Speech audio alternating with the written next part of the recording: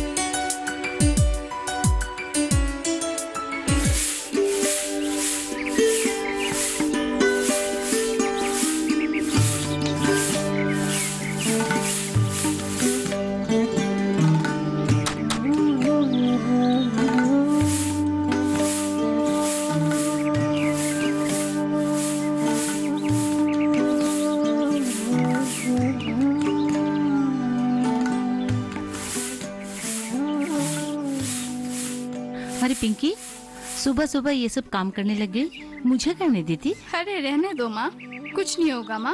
हमेशा तो तुम ही करती हो, आज मैंने कर दिया, क्या बुरा क्या? तुम सुबह सुबह पढ़ाई में मन न लगा कर ये सब घर के काम करोगी तो तुम्हारे भैया को कितना तकलीफ होगा। उसने मुझे बार बार कहा कि माँ मैं कुछ खास नहीं कर पाया, बहना से कहना वो मन लगा कर पढ़े, वो कुछ बनेगी तो मेरी मेहनत सफल होगी। तुम अगर नहीं पढ़ोगी तो क्या उसे तकलीफ नहीं होगा? तुम तो जानते ही हो वो हम दोनों के लिए कितना मेहनत कर रहा है।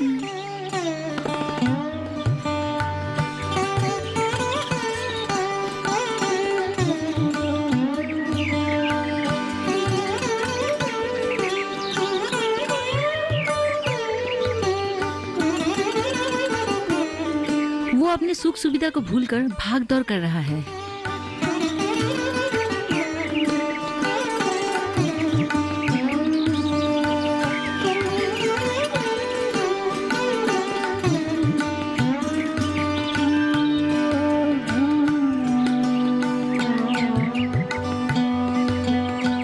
सुबह से शाम, शाम से सुबह तक काम कर रहा है।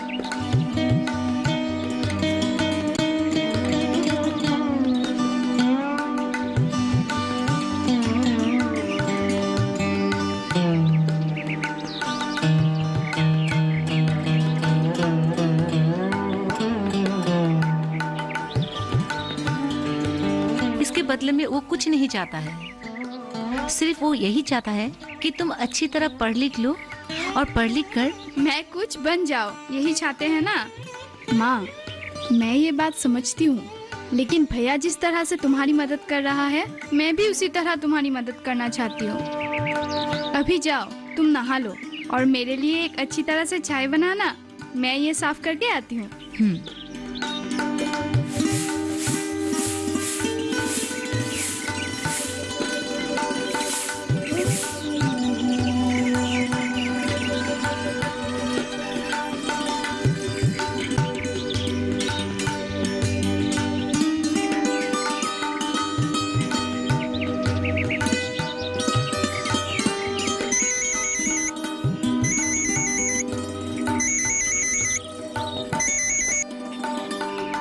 जी सर। हाँ सर, हाँ हाँ हाँ, आपका पार्सल आ गया है। जी सर, जरूर जरूर, मैं आज जरूर जाऊंगा। जी जी, नहीं नहीं, कुछ चिंता की बात नहीं है। जी हाँ, जाऊंगा, ठीक है।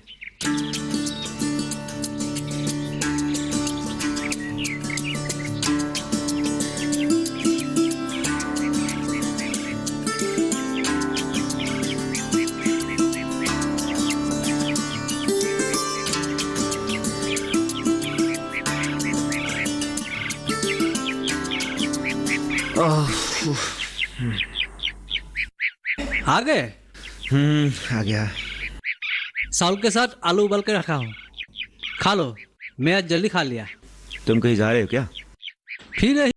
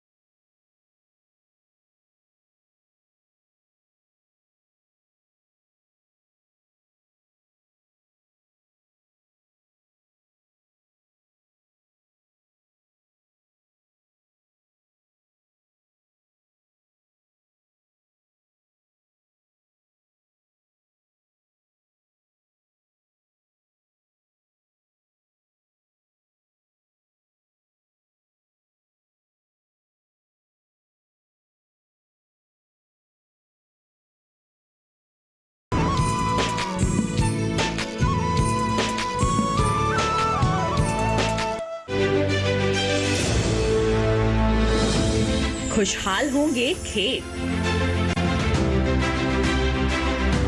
पशु भी रहेंगे स्वस्थ। सरकारी स्कीम का होगा लाभ, जब एक्सपर्ट्स का मिलेगा साथ, किसानों के सवाल, विशेषज्ञों के जवाब, अब सिर्फ एक फोन कॉल पर। देखिए अपना खास प्रोग्राम। हमारे टोल फ्री नंबर हैं 1800-113060, 1800-113061। हेलो किसान, सोमवार से शुक्रवार शाम 6 बजे सिर्फ दूरदर्शन किसान पर।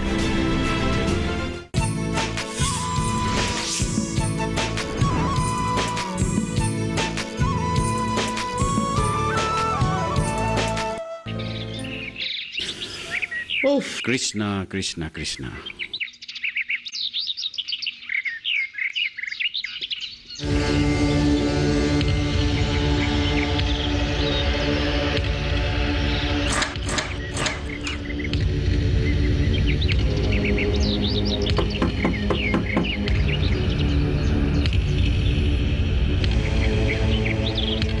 प्रतिभा, ओ प्रतिभा, घर पे हो क्या?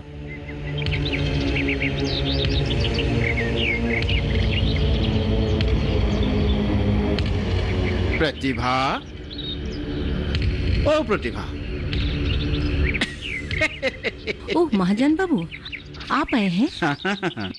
आने का बिल्कुल ही मन नहीं था। इस जेठ महीने के भर दोपहर को घर से बाहर निकलने को किसको मन करेगा बोलो? मगर क्या करें, सारा भी तो नहीं है ना। मैं बंदी जो ठहरा।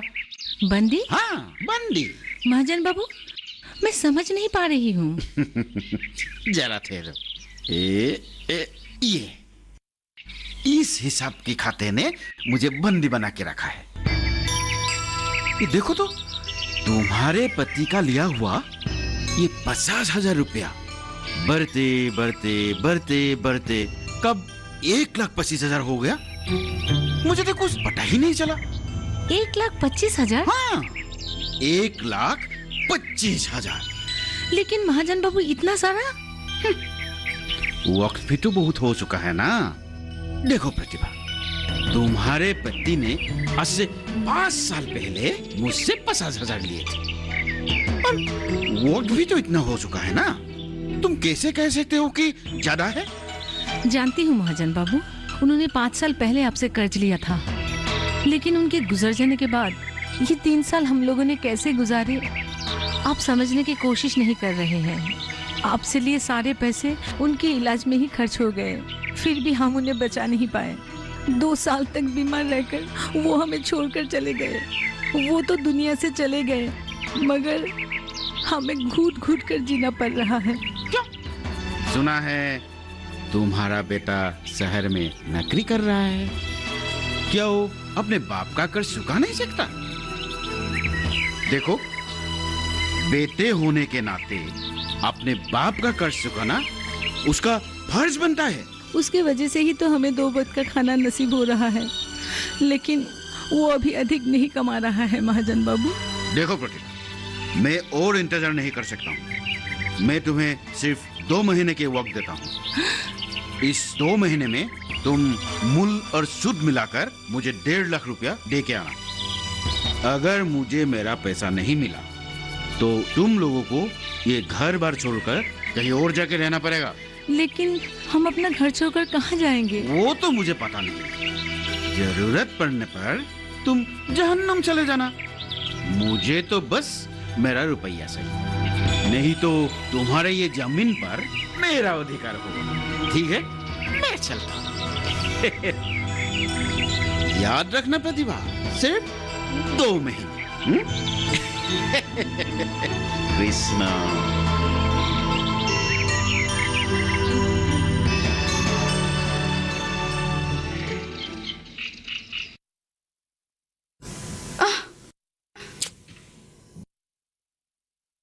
अरे पिंकी, कॉलेज जा रही हो? हाँ। ओहो, तुम्हारी चप्पल टूट गई है। चलो मैं नई खरीद के देता हूँ। नहीं, कोई जरूरत नहीं। अरे जरूरत क्यों नहीं है? तुम्हारे इस फूल जैसे पैर पर अगर कंकड़ चुभेंगे तो मुझे क्या अच्छा लगेगा? आओ बैठो। पहले तुम्हें एक चंदा चप्पल खरीद के दूंगा, उसके बाद कर्ज भी पहुंचा दूंगा। नहीं, मैं चली जाऊंगी, आप जाइए। अरे पिंकी, तुम समझते क्यों नहीं हो? अरे तुम्हें तकलीफ होगी। अगर तुम्हें तकलीफ होगी तो मुझे ही दर्द होगा ना। चलो थोड़ा घूमेंगे फिरेंगे और दिल की बातें भी करेंगे। सुनिए, बदतमीजी मत कीजिए, नहीं तो मेरी ये टूटी हुई चप्पल आपके गालों पर बरस सकती है। तंग मत कीजिए।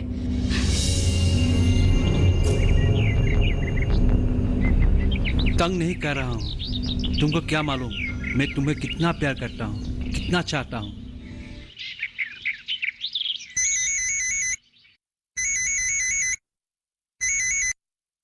हाँ माँ, बोलो। क्या कर रहे हो बेटा?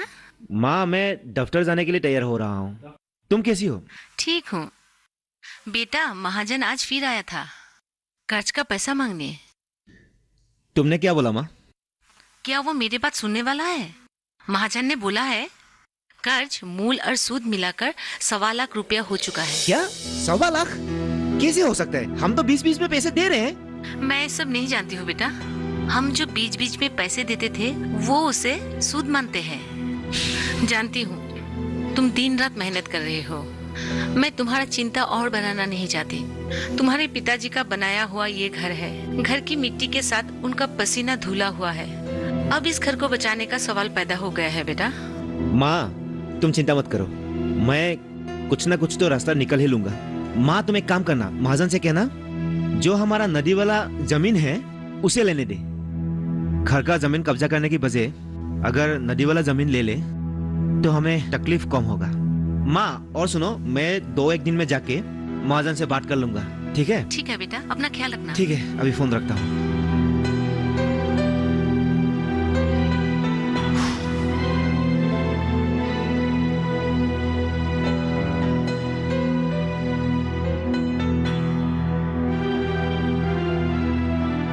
अरे पपाल, अरे उपकुल दा, आइए आइए, बैठिए। कैसे हो? ठीक हो, ठीक हो। बोलिए। मुझे तुम्हारी एक मदद की जरूरत है। मदद? कैसी मदद? फुकल दा, आपको मैं क्या मदद कर सकता हूँ? तुम ही मेरे मदद कर सकते हो। भाभी की तबीयत बहुत खराब है, उसे आज डॉक्टर के पास लेके जाना है। मगर मेरे पास एक खत है जो मुझे कल ही पहुंचाना था, मगर मैंने सोचा कि आज शांतिपुर की तरफ जाऊंगा तो पहुंचा दूंगा, लेकिन ये काम अब तुम्हें करना पड़ेगा। खत देखकर लगता है किसी की अपॉइंटमेंट लेटर है, जिसे अधिक समय मेरे पास रखना ठीक नहीं होगा। अगर तुम इसे... कोई बात नहीं, ऐसे भी मैं डिलीवरी के लिए शांतिपुर जा ही रहा हूँ, तो मैं इसे भी दे दूंगा। तुम्हारा बड़ा एहसान होगा प्रबल। हिमाक्षी सेकिया के नाम से है, मार्फत प्रशांत सेकिया। अरे इन लोगों को मैं अच्छी तरह पहचानता हूँ, सदा अखबार देता ही रहता हूँ। आप एक काम कीजिए, भाभी को अच्छे डॉक्टर को दिखाइए, ठीक है? तुम एक काम करो, दफ्तर तक मेरे साथ ही चलो। पैदल जाने में तुम्हें बहुत टाइम लगेगा। हाँ ठीक है, मैं तैयार हो लेता हूँ, रुकिए। ठीक है।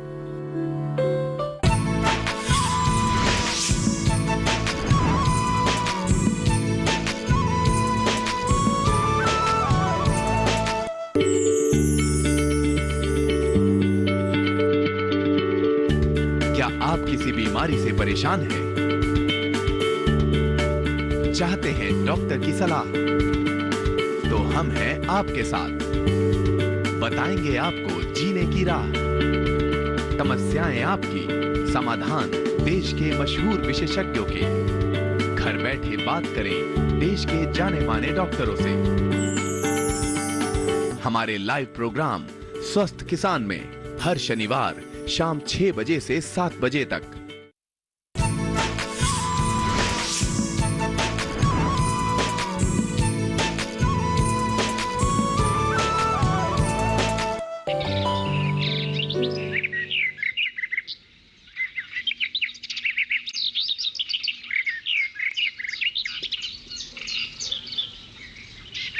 क्या बात है बेटा?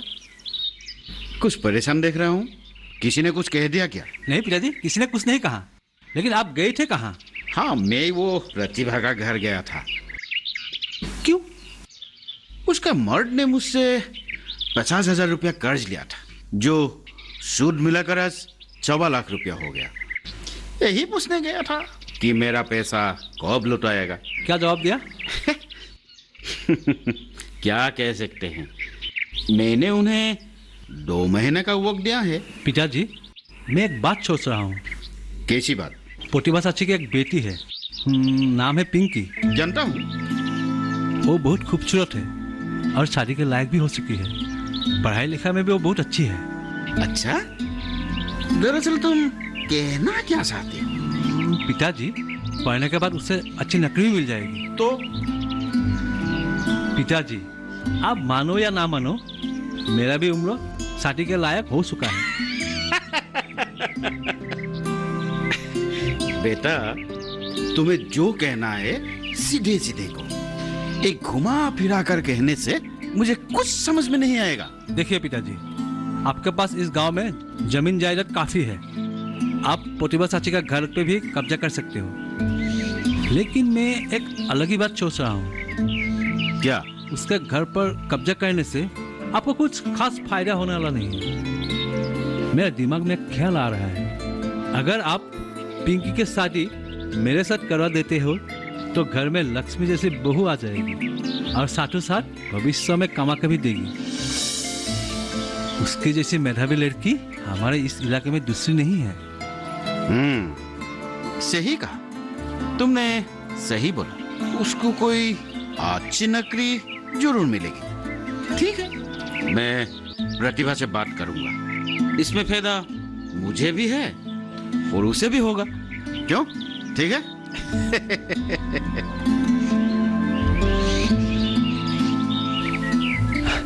मुझे भी है पिताजी, मैं उसे बहुत चाहता हूँ।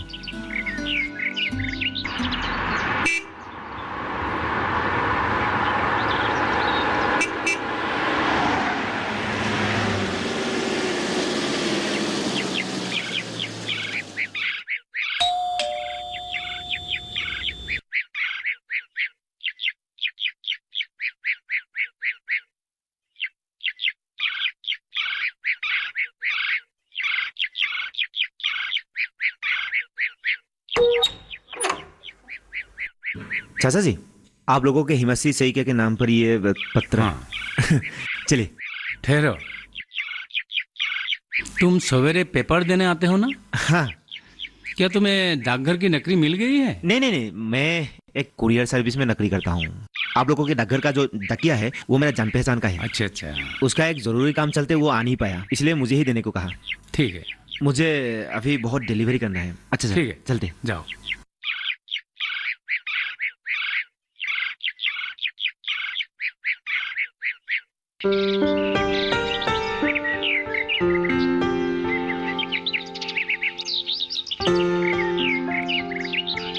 प्रतिभा, तुम मुझे क्या बुद्धू समझती हो?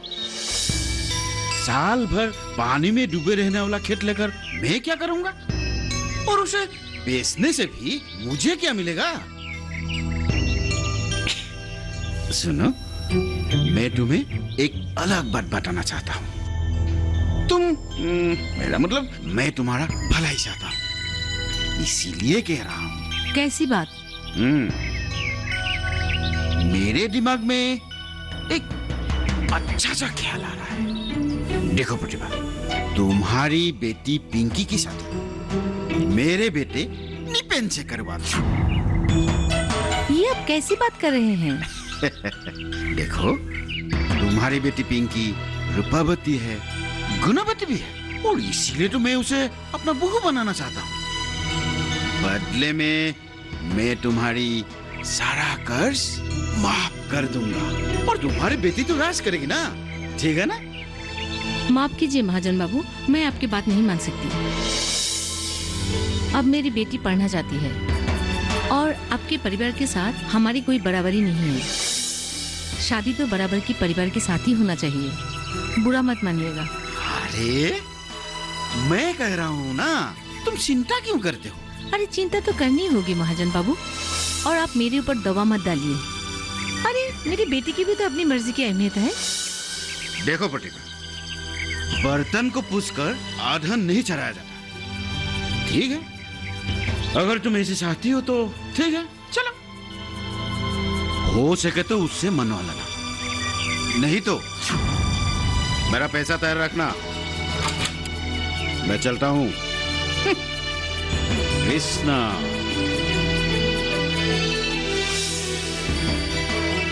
मुझे बहुत चिंता हो रही थी, लेकिन अब तुम्हें नौकरी मिल गई है तो मैं बेफिक्र हो गया हूँ। पिताजी, नौकरी ही आदमी की सबसे बड़ी सफलता नहीं होती है। नौकरी किए बिना भी बड़े काम कर सकते हैं। इसका मतलब तुम्हें नौकरी पसंद नहीं है? ऐसा मैंने कब कहा? मैं नौकरी पाकर बेहद खुश हूँ, क्योंकि मुझे जरूरतमंद लोगों का मदद करने का मौका मिलेगा। आप तो जानते ही हैं, मुझे खेती बाड़ी बेहद पसंद है। जानता हूँ, शहर में जन्म लेकर भी तुम्हारी ख्याल अलग है। जानती हो, आज सुबह खत लेकर कौन आया था? कौन? सुबह जो युवक हमें पेपर देता है वही। इतनी मेहनत करने वाले नौजवान को अगर कहीं नौकरी मिल जाए तो। इसके विपरीत भी सोचा जा सकता है पिताजी। इतनी मेहनत करने वाला युवक अगर रोजगार का कोई रास्ता चुन लेता, यानी अगर वो लोग खेती करता, मछली पालता, फूल का उत्पादन करता, तब तो उनकी प्रगति होती। अब वो तो मेहनत करता है, लेकिन प्रगति किसी और की हो रही है। हाँ, वही तो बुरा लगता है। फुर्सत मिल जाए तो उससे एक दिन बात करनी होगी। ठीक है, मैं एक दिन बुला लूंगा। हाँ।